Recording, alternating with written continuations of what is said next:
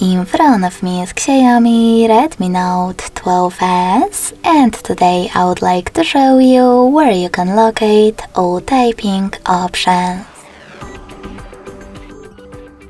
First of all, go into Settings and scroll down right away to access additional settings. Then tap on Languages and Input, Manage Keyboards, and Keyboard.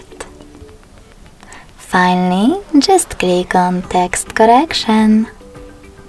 As you can see, all typing features are over here. If you want to manage them, just click on the switches next to the chosen ones.